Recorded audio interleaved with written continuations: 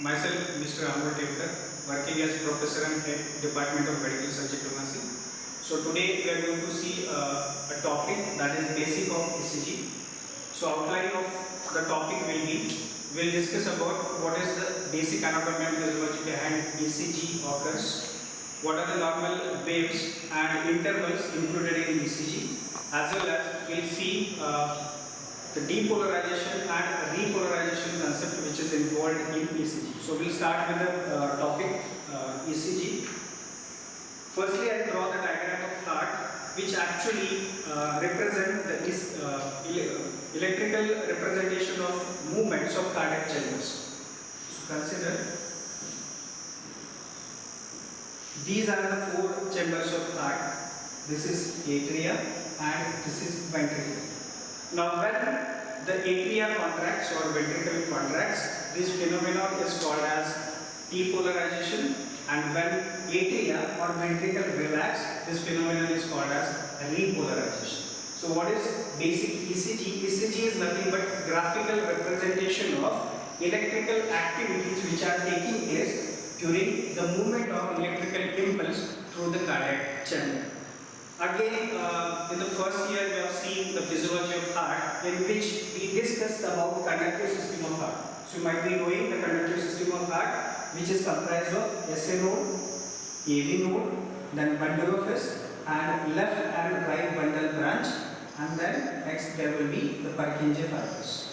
Right? This is SA node, this is AV node, this is bundle of His, this is right bundle branch, this is left bundle branch, and these are the Purkinje fibers. Now what actually happens with the conductive system? So what electrical activities are occurring into the cardiac musculature? We'll just take a simple view of cardiac muscle. Consider this is a piece of cardiac muscle,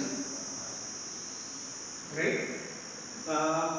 In the structural difference between cardiac muscle and skeletal muscle, that we saw that the skeletal muscles is having single nucleus while the cardiac muscles are having multiple nucleus. So the different cardiac muscles which are interconnected, which are connected internally with each other. So whatever activities will occur in muscle number 1, automatically which will convey to the muscle number 2 and 3. So it will goes on continuously. So we'll just take an example of, consider this is a piece of muscle we have taken here, and this is muscle number 1, which is having so many channels. So different, as we know, the structure of cell is semi-permeable. So these cells will be having channels for different electrolytes. Now the concept of electrolytes you might be knowing, anything which carries charge are called as electrolytes. The electrolytes which carries positive charge are proton, and which carries negative charge are electrons. So again, in the polarization and depolarization, what is the basic concept is, when there is maximum positive charges, there will be a repolarization of any muscle, and when there are maximum negative charges, there will be depolarization of any muscle. Now depolarization means contraction and repolarization means relaxation. So what will happen? As we know, our body is full of electrolytes, and the movement of electrolyte balances the contraction and relaxation of the muscle. The same way, when there has to be contraction of the cardiac muscle, the maximum negative charges will flow in. For example, chlorine and potassium. Right? This carries negative charges. For example, chlorine carries negative charge and sodium carries positive charge. Right? So when the influx means the rush of positive charges goes into the cardiac muscle, there will be repolarization, and when the influx of negative charges goes into the cardiac muscle, there will be depolarization. This is the basic concept of contraction and relaxation. The same thing will happen in conductive system of heart.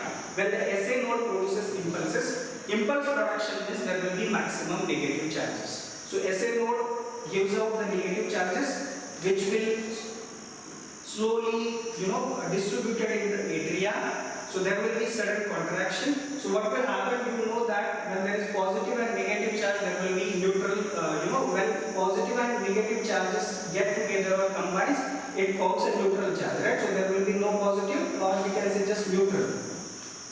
So consider, basically on the atria, there are 20 positive charges, and with the help of SA node which has generated the impulse, which has given 15 negative charges. So what will happen? 15 and 20, so minus 5 will remain positive charges. So with these 15 charges, the atria will contract and remaining 5 charges will help the atria to relax again.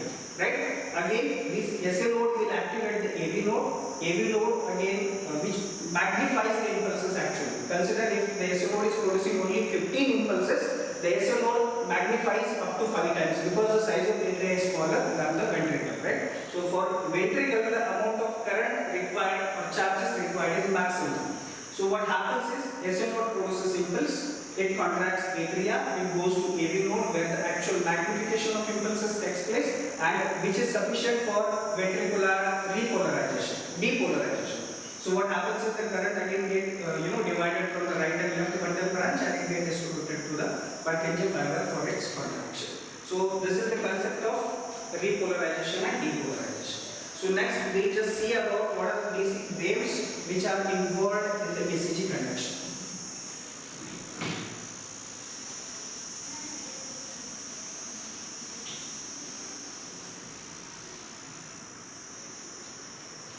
Again, we draw the structure of heart.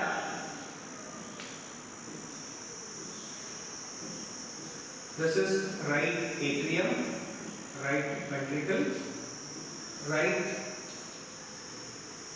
atrium, left atrium, right ventricle, left ventricle. Now again, we know that SA node is here. So when there is atrial contraction, you might have seen the ECG paper. ECG will appear like this, right?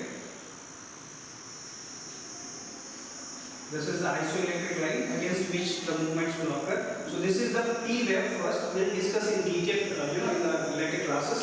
So this is the P wave. When does the P wave occurs?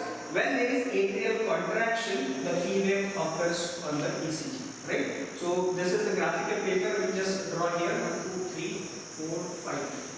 1, 2, 3, 4, 5.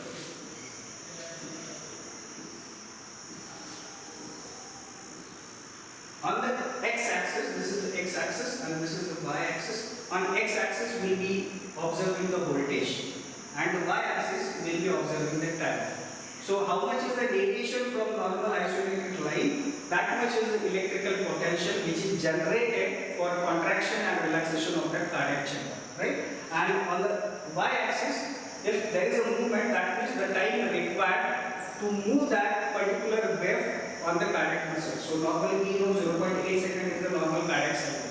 So from the P wave to the end of cardiac activities it will be 0.8 second. So the P wave represents atrial depolarization. The next is Q, R and S complex. Now QRS complex, as the deviation is higher and the time is similar to the P wave, so it represents ventricular depolarization, means ventricle contracts. After the contraction of atria, ventricle contracts, which will be denoted here by QRS complex. The next is T wave. T wave represents ventricular repolarization. So the question may come, after atria contracts, the atria has to relax. Means after the atrial depolarization, the atria has to repolarize first. But what will happen? The amount of charges which are required for ventricular repolarization will be higher.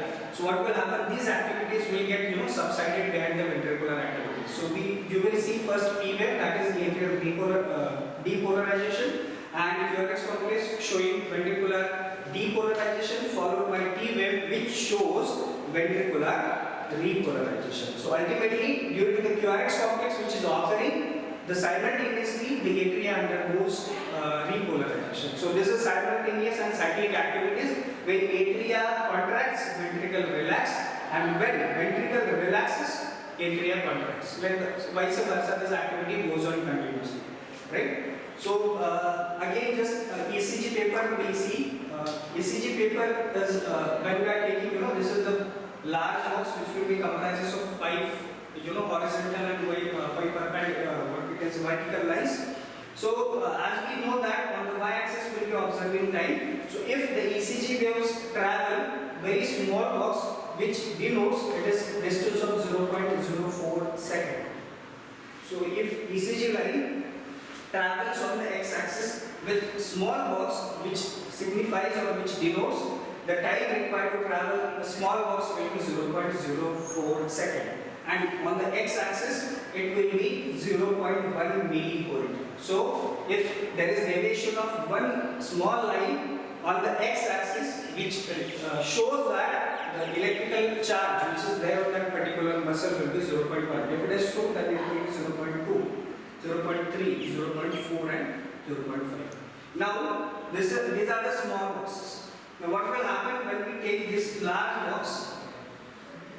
So to travel one large box, the time required will be 0.2 seconds. Now as compared to 0.8, the total cardiac cycle, so there has to be, the ECG wave has to follow 4 large boxes, right? And vertically, the minimum amount will be 0.5 millivolt, right? So this is what the basic structure we have discussed today. So we just revise.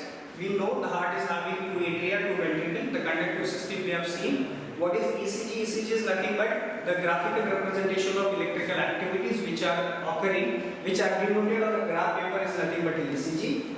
Right? So again we just revise the conductive system, SA node which is the pacemaker, AV node and bundle of SL Purkinje fiber. The impulses generated from SA node will be spread to the atria, which travels to the AV node, then bundle of S, which causes the contraction and relaxation. Again we have seen the action potential, that is positive and negative charges, which actually regulates the contraction and relaxation of the cardiac muscle. As there is maximum negative charge which causes contraction, and as there is maximum positive charge there will be relaxation. So when there is fluctuation on vertical fluctuation, you can see it denotes there is maximum negative charge. So it is electronegative line. Just above the isoelectric line there will be electronegative line, and just below the isoelectric line there will be electropositive line. Right? So this is basically ECG. The ECG comprises of P, QRS wave and T wave. Sometimes Q wave occurs, which ultimately get subsided with the next P wave. So P wave represents atrial depolarization, QRS complex represents ventricular depolarization, and T wave represents ventricular repolarization. Thank you.